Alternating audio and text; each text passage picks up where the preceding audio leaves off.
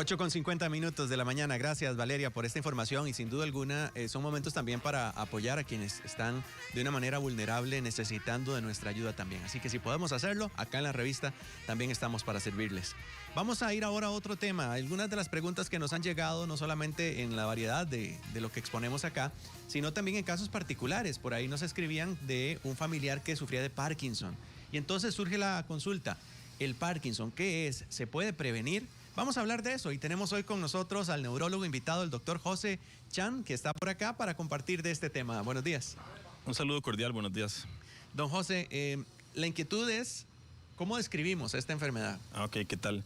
Bueno, es un buen momento para hablar de esta enfermedad. Precisamente el 11 de abril se celebró el Día de la Concientización de la Enfermedad de Parkinson, que se conmemora desde 1997 por parte de la Organización Mundial de la Salud. Cuando hablamos de enfermedad de Parkinson, tenemos que pensar en lo que se llaman las enfermedades neurodegenerativas del sistema nervioso, particularmente del cerebro. Y de estos englobamos otras, como por ejemplo la demencia por Alzheimer. Estas enfermedades se caracterizan por muerte de algunas células llamadas neuronas, que dependiendo de dónde mueran estas células, van a causar ciertos síntomas característicos.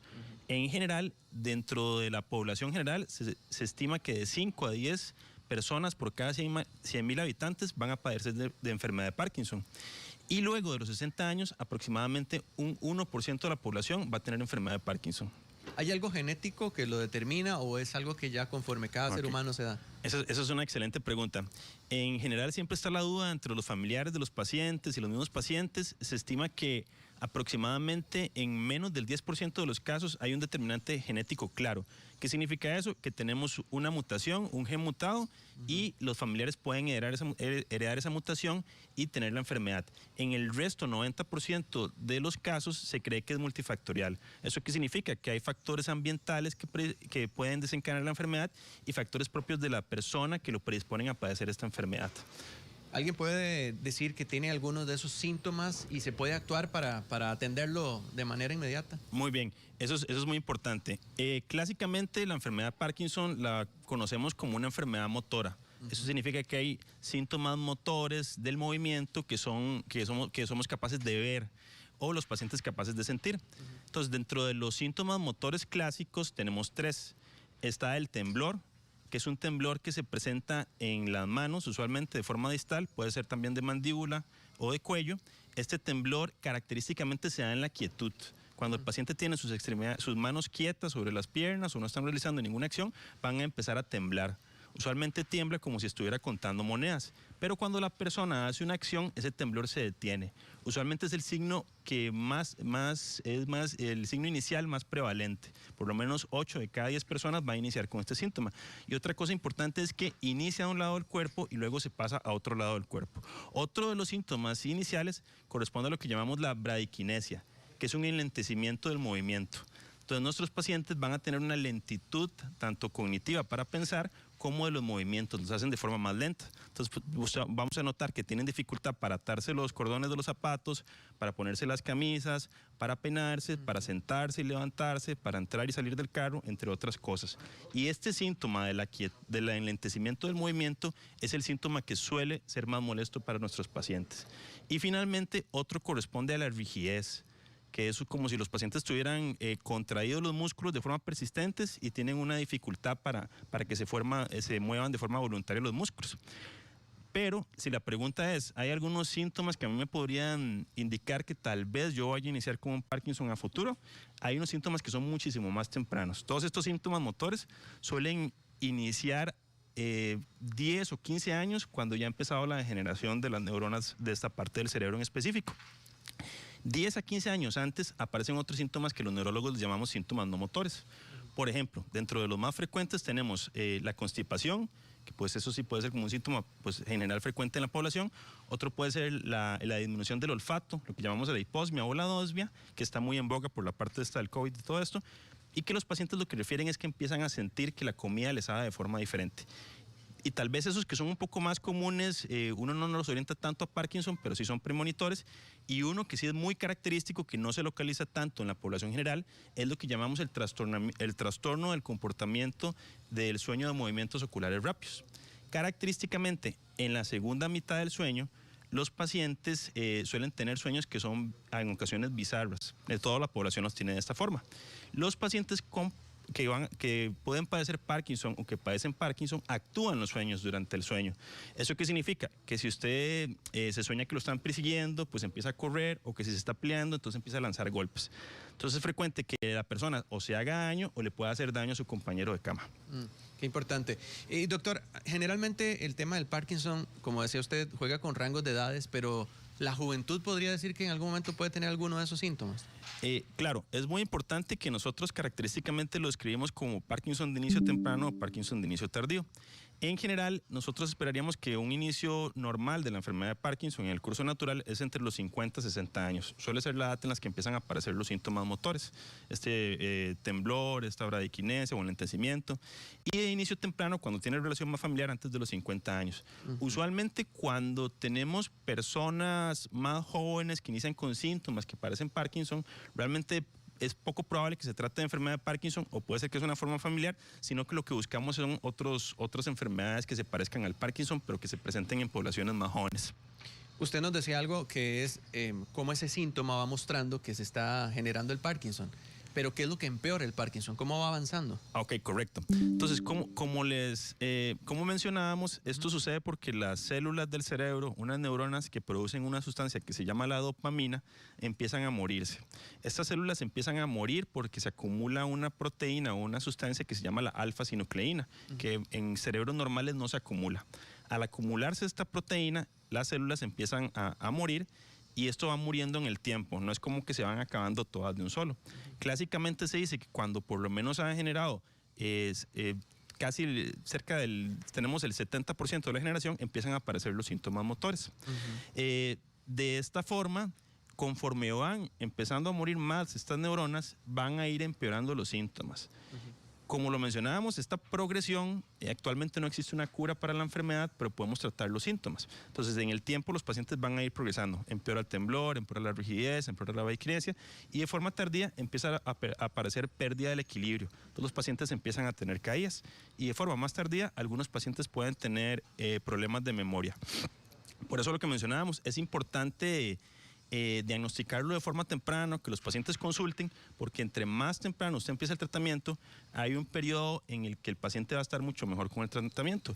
Y si bien no se puede curar la enfermedad, le mejoramos muchísimo la calidad de vida. Eso implicaría que esa persona pueda continuar laborando, que pueda continuar siendo independiente en su casa, entre muchas otras cosas. Eso que usted menciona, entonces, es algo que lo que hacemos es como detener el tiempo para que no vaya tan rápido, pero sí va de manera degenerativa. Ajá, correcto. Actualmente, como mencionábamos, no hay una cura por la enfermedad, y de hecho parte de la concientización de la enfermedad, de que lo conozcamos, por una parte de organizaciones privadas o no gubernamentales, es de recaudar fondos para la investigación en esta enfermedad, así como algunos países que tienen fondos públicos, y otra parte es que nosotros lo que buscamos con el diagnóstico temprano y el inicio de tratamiento farmacológico temprano es que la progresión de esta enfermedad vaya un poco más lento. Parte del tratamiento es con tratamiento con pastillas farmacológico, que se utiliza un medicamento que se llama levodopa, entre otros, y parte del tratamiento es no farmacológico. ¿Eso qué implica? Que buscamos que los pacientes hagan actividad física frecuente, que tengan interacción social, que tengan actividad cognitiva, y lo que se ha observado es que las personas que llevan a cabo actividad física de forma regular versus la que no lo realizan, tienen una progresión de la enfermedad que es más lenta. Entonces, como vemos en el tiempo, primero el inicio está en un lado, pierde los movimientos de los brazos. Usted ve que es personas que caminan sin mover un lado del cuerpo, que tienen una mímica facial que se llama hipomimia facial, con una cara en máscara, que son pocos expresivos, que tienen un tono de la voz que es monótono, no le dan expresión o sentimientos a esa entonación de la voz, entre otras. Y lo que buscamos es ir reduciendo la progresión, porque ya sabemos que va a progresar, pero que la calidad de vida de ese paciente sea la mejor que se pueda. Usualmente, que termine evolucionando a una forma más avanzada tarda unos 10, 15 años, pero hay pacientes que llevan una calidad de vida tan adecuada que puede retardarse un poco más. Claro. Reconocido actor de esta película Volver al Futuro, Michael J. Fox, es uno de los que está luchando, de hecho, con toda su influencia para poder atender esta enfermedad. Y una de las cosas que le impidió fue seguir haciendo ese tipo de películas, ¿verdad? Donde él se destacaba. Hay un elemento emocional que también se atiende en estos casos para que la persona no se sienta tal vez inútil. Sé que la palabra no es la correcta, pero en algunos momentos se puede interpretar así. Y claro, por supuesto. Bueno, Michael J. Fox es un personaje muy famoso, ¿verdad? Aparte de que era un gran actor, sí es un personaje que le ha dado mucho énfasis a la enfermedad. Él ha donado mucho dinero, ha recaudado mucho dinero, hay muchas becas que da el instituto de él. Y realmente es esta parte, ¿verdad? Que uno ya lo veía en las series, como ya la expresión no era la misma, tenía efectos secundarios de los medicamentos, que son estos movimientos involuntarios de las disquinesias. Y eso es muy importante, ¿no? En este tipo de enfermedades, ya de por sí la enfermedad hace que tenga una predisposición a depresión y ansiedad. Pero el ya usted solo sentirse enfermo, que es incapaz de realizar las cosas como lo hacía antes, hace que usted empiece también a estar un poco más ansioso, más deprimido. Entonces, eso es muy importante porque el abordaje de esta enfermedad es multidisciplinario. ¿Qué implica eso? Que si bien estamos nosotros los neurólogos en el centro dirigiendo al equipo, somos un equipo de trabajo. Entonces, nosotros trabajamos con la parte de rehabilitación para que le hagan la rehabilitación física, ejercicios, etcétera, con terapia física también, y también trabajamos mucho con la parte de psiquiatría y psicología. Entonces, desde un inicio, casi siempre nosotros solicitamos que tenga una valoración por psiquiatría y psicología para ir tamizando esas partes. Y cuando el paciente pues se sienta deteriorado, mal, triste, empezar a incidir sobre eso. Y la idea es mejorar la calidad de vida en todo sentido, ¿verdad? Claro. En esto también la alimentación cumple un papel importante. ¿Qué podríamos decir que es como una dieta para atender como complementaria a este proceso? Ok, muy buena pregunta. Dentro de factores de riesgo ambientales, dentro de las enfermedades, dentro de Parkinson tenemos que los factores de riesgo cardiovascular, hipertensión, diabetes, obesidad, síndrome metabólico, tienen cierta relación, no es una relación directa, pero sí inciden sobre la enfermedad. Entonces, así como a todo paciente le recomendamos una dieta saludable, ese sería el ideal, una dieta no tan cargada en calorías, pocos carbohidratos, una dieta saludable. En general, la misma dieta que recomendamos para diabéticos o tal vez para gente para que no entre en obesidad, hipertensión, una dieta saludable que deberíamos consumir todos, es la dieta que se les recomienda a ellos, ¿verdad? En especial porque ellos tienen un consumo de calorías alto, pero para prevención de la enfermedad o prevención de factores de riesgo cardiovascular, una dieta saludable. Creo que también en esto el acompañamiento de la familia es importante. ¿Cómo se aborda en estos casos? Es fundamental. En este tipo de enfermedades, uno siempre dice que al principio uno está tratando al paciente y conforme se va deteriorando el paciente, porque es la evolución natural, al que uno termina tratando son a los familiares. Entonces, siempre hay que ser muy sincero, decirle, bueno, si bien esto no es que de un día para otro se va a poner mal, en el tiempo, de forma muy lenta, esto va a ir progresando y va a necesitar más ayuda para realizar las actividades que antes él realizaba de forma independiente. Y conforme ellos que son los cuidadores del paciente van viendo que las situaciones van cambiando, realmente la coordinación del apoyo del equipo de psicología, psiquiatría, nosotros como neurología, es a darle un apoyo más a ellos como cuidadores. Porque también la idea es evitar el cuidador cansado, ¿verdad? Claro. La fatiga del cuidador es importantísimo. Si es solo una persona que lo está cuidando o ayudando, se fatiga, y ya no solo tenemos al paciente con el Parkinson, sino ya los familiares también enfermos, ¿verdad? Don José, gracias por traer este tema a conversación, porque creo que si bien la conmemoración de este día que nos hace reflexionar, nos invita a atenderlo de manera oportuna y también saber de qué se trata para acompañar a quienes están sufriéndolo y tomar en cuenta de que estos síntomas nos pueden llevar también a hacer algunos exámenes, quizás.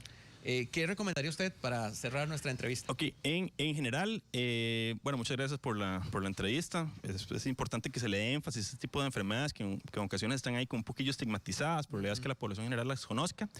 En general, el diagnóstico de Parkinson es un diagnóstico clínico, o sea, no ocupamos ningún examen de laboratorio para nosotros hacer el diagnóstico. Entonces, básicamente con una evaluación neurológica, propiamente por un neurólogo, ya nosotros hacemos el diagnóstico propiamente de Parkinson. Entonces realmente nada más una buena consulta, una buena valoración, y con eso uno ya puede más o menos ir enfocado a esa enfermedad. Y buscamos la calidad de vida, como usted bien lo dice. Siempre nosotros lo principal es calidad de vida, o sea, en toda enfermedad es fundamental mejorar la calidad de las personas. Muy bien, muchas gracias, don José Chan, con nosotros, neurólogo invitado, para que en la revista podamos analizar esto del Parkinson. Y si usted está con nosotros acá también uniéndose, gracias por compartir esta segunda hora, porque vamos a seguir tratando temas importantísimos también de alimentación y otros que forman parte de nuestra temática acá. Y si usted está también por medio de las redes sociales siguiéndonos en la revista, recuerde que usted puede salir favorecido